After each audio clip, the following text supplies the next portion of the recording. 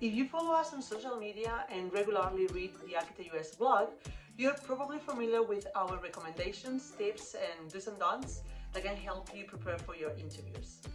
However, at this time I want to share with you 4 tips that you don't usually hear that will give you for sure an edge with your interviews. So let's do this. Tip number 1, consider vulnerability. What I mean by this, basically you can always ask your employer for advice and never be afraid or ashamed of asking for advice, right? This is a gold tip actually. More often than not, applicants always feel that they have to present themselves as they know it all, even if it is done with some modesty. But while having that confidence can be good, it is also good to put yourself in a state of vulnerability and share the admiration for the company that you're trying to work for. This will show you're authentic, honest, committed, natural, right? And so if there is a company that you really like, it is important that you also focus on making a connection with the people that you want to work for way before you begin your applications. There's nothing wrong about sending a note through LinkedIn, for instance, seeking for their advice.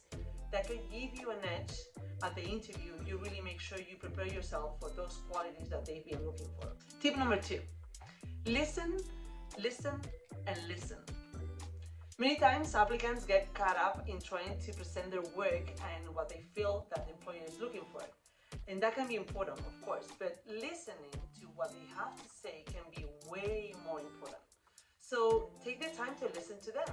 A powerful tool that you will be able to apply throughout your career is the ability to successfully carry out a conversation. So you will only be able to do that if you take the time to listen to what others have to say. That's super important because you start building a map of ideas and resources that you can use to your benefit throughout the conversation. It's almost like giving them what they need by simply taking notes mentally of what they seem to look for based on their comments. If you take the time to listen to them, you will also know when it is your cue to talk, when to stop, when it is your turn to ask the questions, and more importantly, you will manage to build a rapport with them. Keep. Tip number 3, build a relationship with the admin assistant. This might sound weird or like, but it is actually a powerful tool that is typically overseen.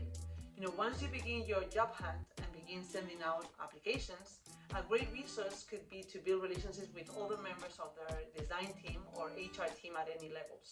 This is particularly true when it comes to the assistant. They know the managers and the decision makers' schedules, their preferences, and what is they are looking for. And they can be the ones transferring you, making sure your note is read, or even getting you an appointment. They are the right hand, and so a very important person to have on your side. I always mention how I got a meeting with Carl Gagliotto, the managing principal at HOK New York at the time, now president at HOK.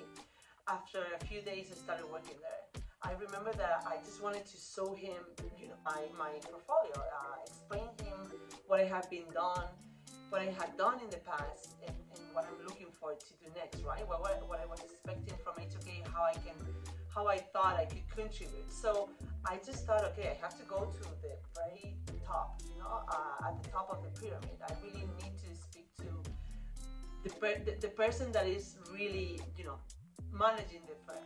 So I immediately realized that the person that I had to fall in love with first was his assistant. And so, I don't know, it was very natural. It's not that I was taking advantage or anything like that. We just became, close co-workers. And so she was just friend to me, and she understood the importance that was for me to sit down and just walk him through my portfolio. And so, he moved things here and there, and somehow he squeezed me, and I got the meeting with him. And it was the best thing I could have done, because from that moment, he would always say, something to me when we crossed in the corridor, or he made a comment when we were talking with the rest of the co-workers at a specific event or something. I don't know. He would always remind me, right? And he actually appreciated that I made that move, that I show myself like a vocal person. Anyway, so establishing a connection with a decision maker's assistant or even with the receptionist, could take you a long way when it comes to application time. And tip number 4 is body language. I'm sure that you've thought about this before when you were preparing, your working finals, and it is as true now as it was then. Body language will go a long way in an interview. Employers know that you're probably nervous coming into an interview for them, but any small adjustments that you can make so you exhibit confidence and credibility will help you immensely. So watch out for the way that you are using your hands. It's important that you interact all the time. Your posture, you're not like laying down or anything like that. And you don't want to be covering your mouth or your face or touching your body all the time. And obviously you don't want to be slouching either, right?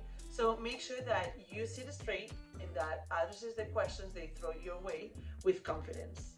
I always say that there cannot be something sexier than confidence. So this is it. I really hope you found these non-standard tips pretty actionable and that help you know your next interview. But tell me, have you ever put into practice any of these tips before? I read you in the comments below. But before that, do not forget to subscribe to get more practical help when it comes to succeed in any hiring process and accomplish your career goals. See you next week.